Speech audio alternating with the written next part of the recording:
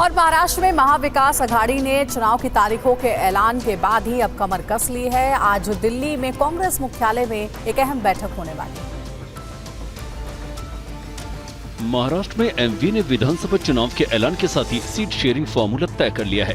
कांग्रेस विधानसभा में सबसे ज्यादा सीटों पर चुनाव लड़ने जा रही है। वहीं उद्धव ठाकरे और शरद पवार की पार्टी कम सीटों पर चुनाव लड़ेगी। महाविकास अघाड़ी की लगभग 80% सीटों का बंटवारा तय हो चुका है। बची हुई 15 से 20% सीटों पर चर्चा जारी है, जबकि मुंबई में कुछ आधा दर्जन सीटों पर विवाद है। कुछ सीटों को एक्सचेंज करने पर बातचीत चल रही है, जिसको लेकर आज दिल्ली में कांग्रेस की बैठक है।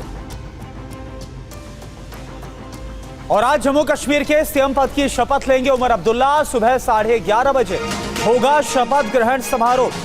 एलजी मनोज सिन्हा दिलाएंगे सीएम पद की शपथ। 9 विधायक ले सकते हैं मंत्री पद की शपथ। दस साल बाद जम्मू कश्मीर में आज चुनी सरकार बनने जा रही है। राज्य से अनुच्छेद 370 हटाए जाने के बाद केंद्र शासित प्रदेश जम्मू कश्मीर के मुख्यमंत्री के रूप में उमर अब्दुल्ला आज शपथ लेंगे। शेर कश्मीर इंटरनेशनल कन्वेंशन सेंटर में उपराज्यपाल मनोज सिन्हा उन्हें शपथ दिलाएंगे। शपथ ग्रहण समारोह के लिए पूरी तैयारी कर ली गई है। कुछ मेहमान पहुंचे हैं, कुछ पहुंच रहे हैं। उमर अब्दुल्ला के शपथ ग्रहण को इंडिया गठबंधन के शक्ति प्रदर्शन के रूप में देखा जा रहा है। इस समारोह में 50 से ज्यादा वीवीआईपी मेहमान को न्योता दिया गया है, जिनमें कांग्रेस अध्यक्ष मल्लिकार्जुन खड़गे, नेता प्रतिपक्ष राहुल गांधी, प्रियंका गांधी शपथ ग्रहण समारोह में शामिल हो रहे हैं। वहीं शिवसेना यूबीटी के अध्यक्ष उद्धव ठाकरे, एनसीपी शरद गुट की सांसद सुप्रिया सुले भी खास मेहमान हैं।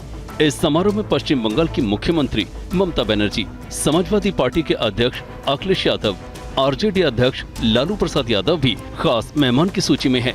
आम आदमी पार्टी के संयोजक अरविंद केजरीवाल, डीएम के सांसद कनिमोझी डी राजा और प्रकाश करात भी उमर अब्दुल्ला के शपथ ग्रहण समारोह में शामिल होंगे।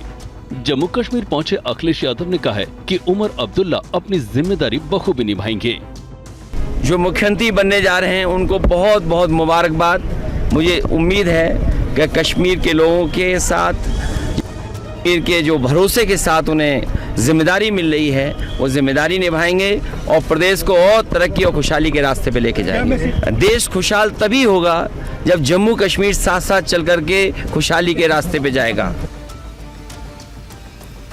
और उमर सरकार के शपथ से पहले एक बड़ी खबर आ रही है। सरकार को बाहर से समर्थन दे सकती है कांग्रेस। ये खबर है, कांग्रेस आलाकमान में समर्थन पर चर्चा जारी है। शपथ से पहले ले सकती है अंतिम फैसला।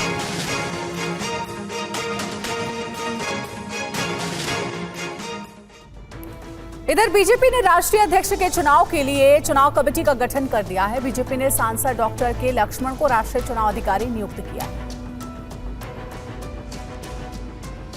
जेपी नड्डा के बाद बीजेपी का अध्यक्ष कौन बनेगा, इसकी तैयारी शुरू कर दी गई है। बीजेपी ने सदस्यता अभियान के अंतिम दौर में पहुंचते ही संगठनात्मक चुनावों की प्रक्रिया शुरू कर दी। बीजेपी ने राष्ट्रीय अध्यक्ष के चुनाव के लिए चुनाव कमेटी का गठन किया है। संगठन चुनाव कराने के लिए बीजेपी ओबीसी मोर्चा के राष्ट्रीय अध्यक्ष डॉक्टर के लक्ष्मण को राष्ट्रीय चुनाव अधिकारी नियुक्त किया है। सांसद नरेश बंसल, संबित पात्रा और पूर्व सांसद रेखा वर्मा को सह चुनाव अधिकारी बनाया गया है। मौजूदा बीजेपी अध्यक्ष जेपी नड्डा का कार्यकाल खत्म हो चुका है, लेकिन अगले अध्यक्ष बनने तक वो पद पर बने रहेंगे। बीजेपी राष्ट्रीय अध्यक्ष चुनाव से पहले संगठन का चुनाव होता है। सबसे पहले बूथ, उसके बाद मंडल और फिर जिले के संगठन के चुनाव होते हैं। इसके बाद प्रदेश स्तर तक अध्यक्ष के लिए चुनाव कराए जाते हैं। इसके बाद राज्य परिषद और प्रदेश अध्यक्ष का चुनाव होता है। इस प्रक्रिया के पूरे होने में करीब 2 महीने का समय लगेगा। सूत्रों की माने तो दिसंबर तक इस प्रक्रिया को पूरा कर लिया जाएगा, जिसके बाद राष्ट्रीय अध्यक्ष के नाम का ऐलान होगा।